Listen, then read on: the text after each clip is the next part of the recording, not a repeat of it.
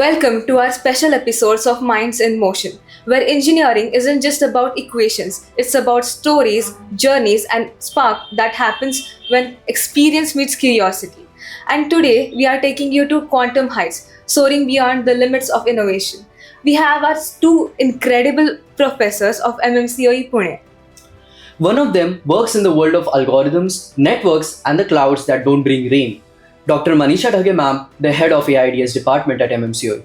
And the other one is master of mechanisms, gears, and machines, the type of engineering that converts every idea into moving reality. Dr. Vikas Deulgoankar sir, the head of mechanical department at MMCOE. So let's dive into our podcast now.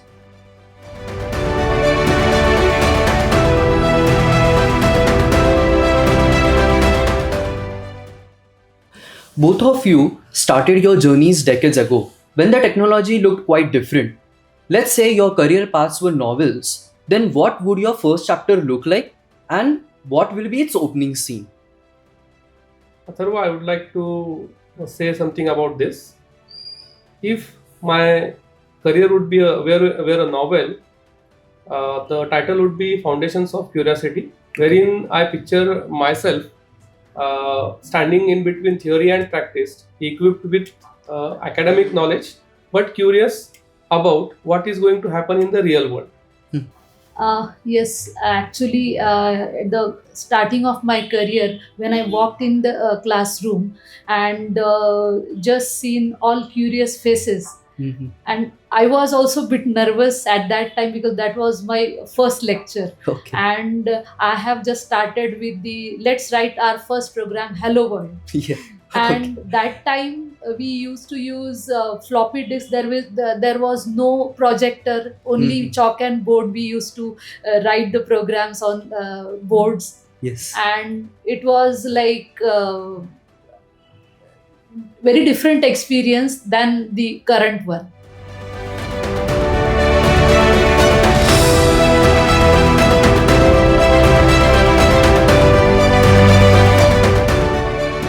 Sir, when you were a student yourself, did you imagine yourself leading entire departments, or was it just like a series of plot twists? Oh, Shreya, that's really a big question. When I was a student, actually, I never thought of becoming a leader. Okay. But through my journey, when I was a student, I took initiatives, I took leads, then started my career as a faculty. As a faculty, the job was not so easy because uh, from student to faculty and from faculty to again leader, it's a big deal. Yeah. So, as far as my journey from faculty to leadership is concerned, as a faculty, I took many initiatives, being faculty mentor, organizing different activities for students, that from classrooms to ground, I can say. Yeah. And then I realized slowly that leading is not about having the position. Hmm. It's about taking initiatives. It's Yeah. about leading from front, leading by example. Okay. And that's the way I could step into this position. That was a very nice answer, sir.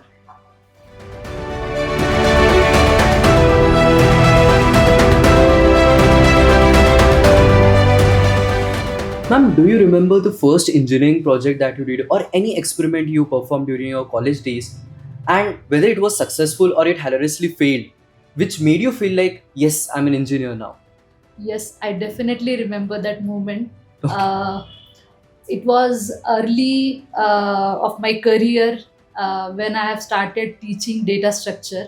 Okay. And in the first lecture of, not first lecture, but in I think 10th lecture of data structure, I have decided to teach linked list where I Okay. need to show them how actually linked list works, Yeah. like insert, create, insert, delete.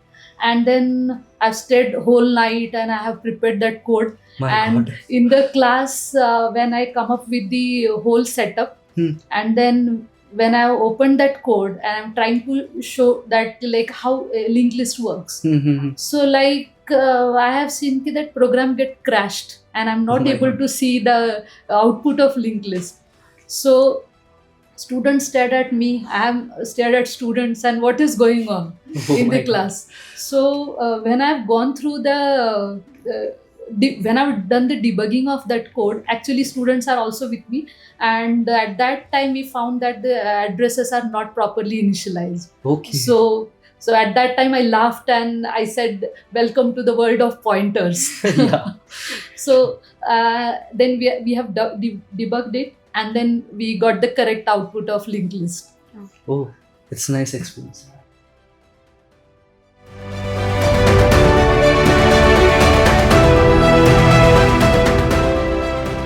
Here's a slightly fun twist for you, sir. You have guided countless student projects. So, if students were characters in your story, would they be heroes, sidekicks, or plot twists? And why? Okay, so in my stories, students were, are, and will always be heroes. Okay. Okay. Through the countless projects I have guided, actually I have seen them growing step by step, growing as in technical competencies, as in teamwork, as in taking initiatives. Many aspects I have observed in my students when they were doing projects, especially projects. So through the countless projects I have guided, I observed the fun, the enjoyment. They actually really enjoyed they actually enjoyed the work they were doing, the fresh perspective, the enthusiasm they had, of course. But this is one side. I also have witnessed the plot twist, as in unconventional ideas, Okay. that jugaad we say, that to be precise, quick solutions, having quick solutions for a problem. So through that I guided them that we should go in ethical ways, not in some other ways. And overall, if it's a narrative, my role is to empower and sharpen the skills. Actually, I took hero out of them. Yeah. So that's what I want to say.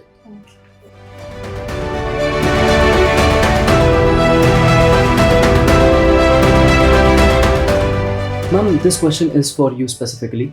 As a professor, you might have felt this a lot of times, that engineering teaches you patience. Sometimes in milliseconds, sometimes it might take over months of prototyping. So, what is one life lesson that you learned which no textbook in this world has ever taught? Yes, engineering truly teaches us patience. Okay. Whenever if you take example of for loop itself, actually if you debug for loops which breaks in seconds, milliseconds, or if you take example of any project which takes a lot of time to finish, Yes. so definitely it teaches patience to us. And life lesson is perfection is not the goal, progress must be the goal actually, because as an educator, we learn like how to be precise, how to solve the errors and all. But life, unlike code, and which will not work as we have expected, right? So plan shifts or it surprises you sometimes. So definitely more number of iterations will give a good output actually. That's Okay. definitely true, ma'am. I would like to add one thing as a student perspective. Professors have a lot of patience when it comes to dealing with students. Students come up with so many ideas and you patiently listen to them and help them implement. So that's really commendable from my side as a student.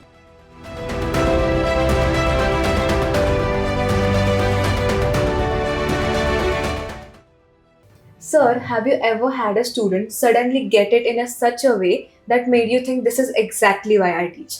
Oh, that's a witty question, Shreya. Yes, I had this experience many times. One incident I vividly remember. I was guiding a group of 4 students for their final year project, wherein we were designing a bus, state transport bus. We travel in buses.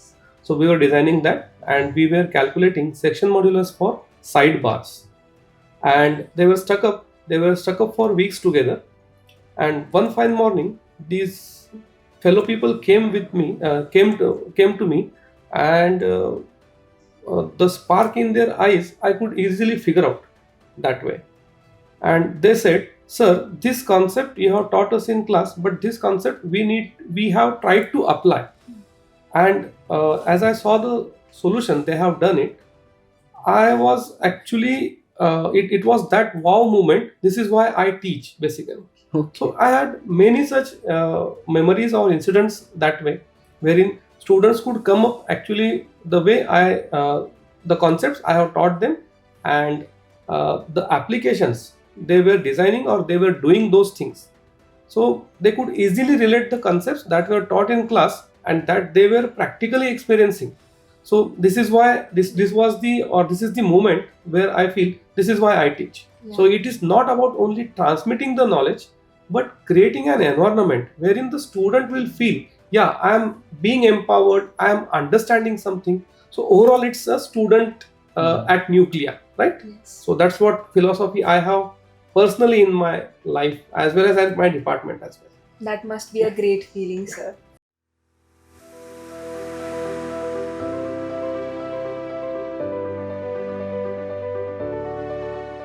So, as we wrap our today's episode, one last question to both of you. And this question will be focus of attention for all the students watching this episode. Is that if you could time travel back to when you were a fresh graduate and you were to give one piece of advice to your version at that time, what it would be? Yes, so I would say don't be afraid to ask questions. Nobody knows everything. Curiosity is the greatest strength, actually. Okay. Atharva, it seems you are on fire today. If time travel is possible, could have been possible, and the piece of advice I could give to myself was patience. Every role that brings in new challenge, new opportunity adds value to our career.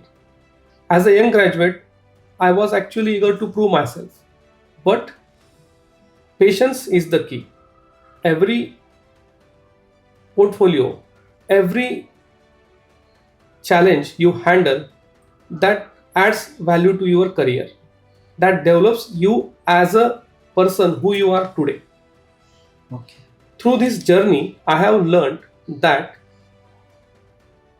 growth is not a sprint, a race. It's actually a well planned, step by step process that you can have. So that's all about this question, Atharva. Okay. And you stated the advices that you would give to your younger self, but do you think you would have actually listened to it when you were young? Do you think so? Actually, at a young age, ambitions speak louder than wisdom. Yeah. It's a fact. So, though I may not have listened, but now I am living the fact. So, Okay. patience is the key that I would say. Ma'am? Okay, in my case, probably not, because like in early days of my career or as a young graduate, I was like little bit nervous, and definitely I'm afraid to ask questions to my colleagues also. Okay. So probably not. And definitely the advice will be stay teachable and stay curious. Thank you, Dr. Manisha ma'am and Dr. Vikas sir, for sharing your insightful journey and wisdom with us. And I'm confident about one thing from today's episode is that this content that you shared, the journey, is definitely going to help us, and not just us, the audience here. They will get a new perspective to look at life. And to the audience who are watching this episode, remember one thing: even if your life works on code or clockwork, the best designs only originate from curious minds. Until next time, keep building, keep questioning, and keep imagining on our next podcast of Quantum Heights, soaring beyond the limits of innovation. Thank you.